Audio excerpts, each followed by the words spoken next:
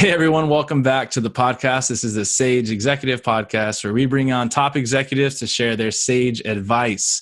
With us today, we got a really sweet executive to share an awesome way that he's been pivoting his business model. He's been around since 1998.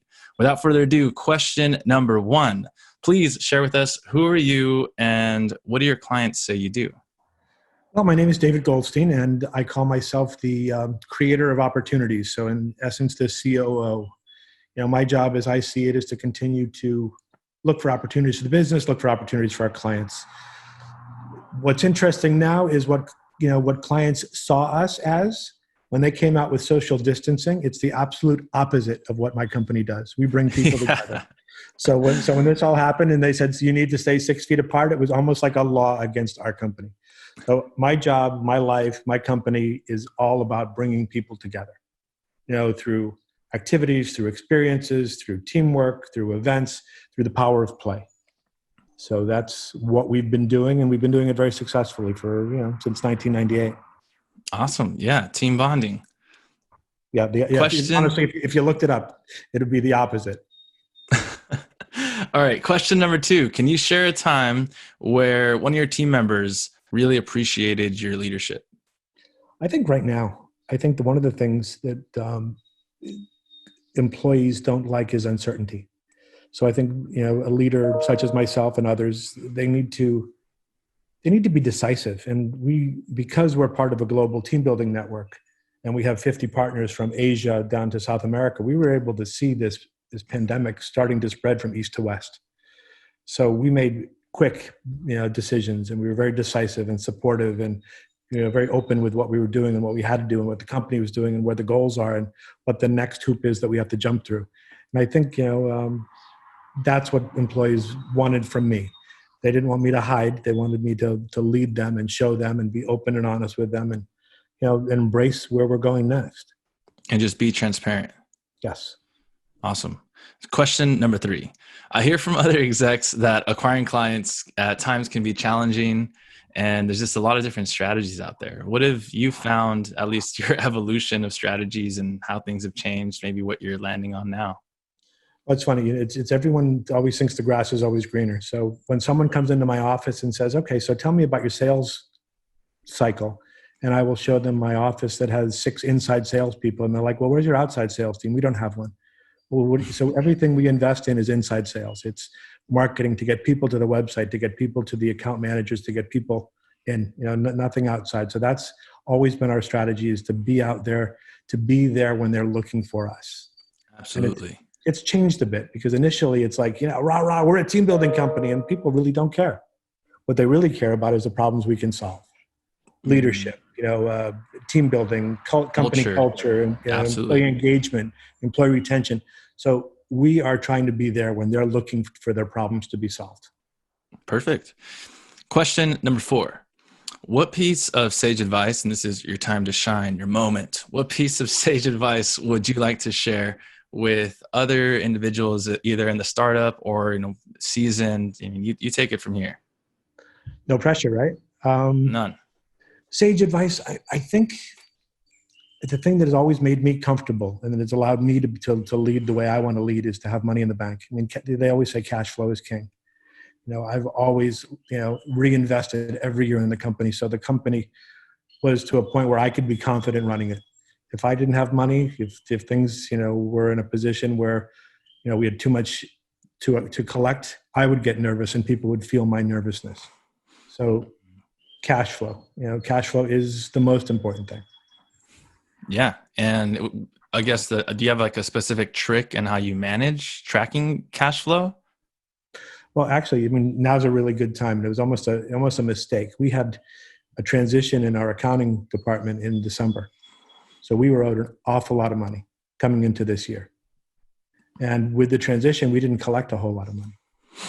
So the last few months have been spent collecting the money that we were owed. And that's what's kept us going.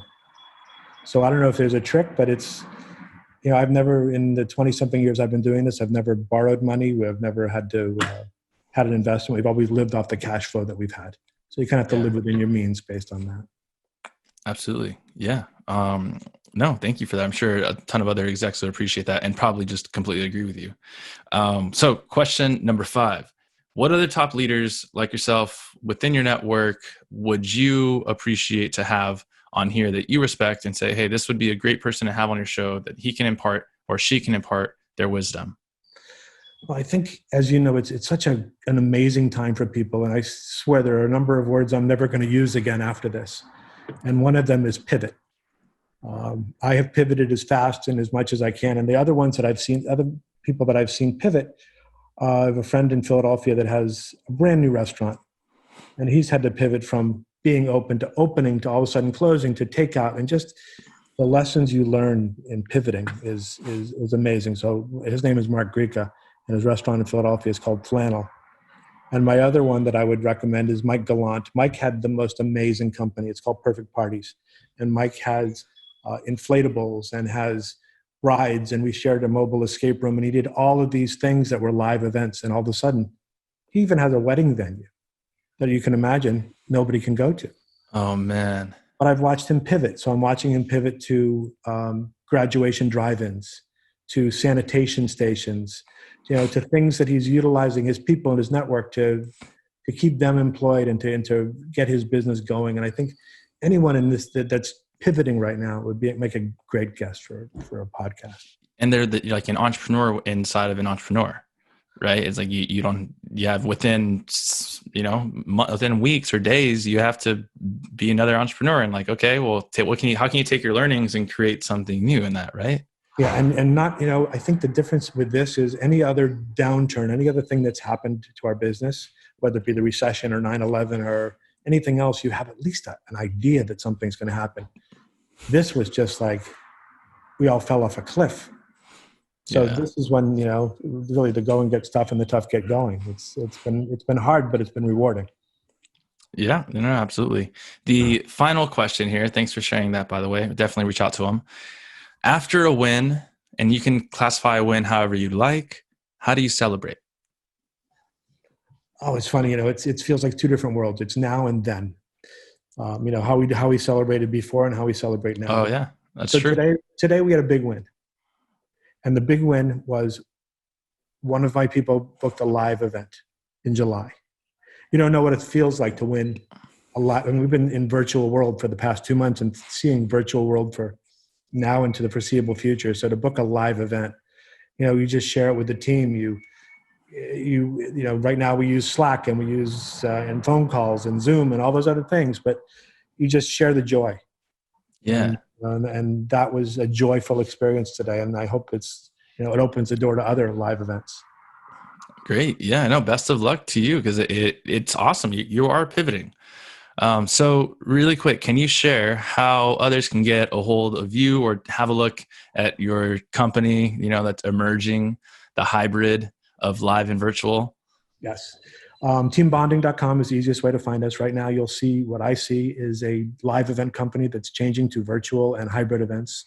In about 2 weeks, you'll see a company that is an expert in virtual, hybrid, and live events. Hopefully that'll set us up for, I imagine the future isn't going to be, there'll be a new normal. So the future won't be what it was. It'll be some combination of what it is and what it's going to be. And, the idea is to be there.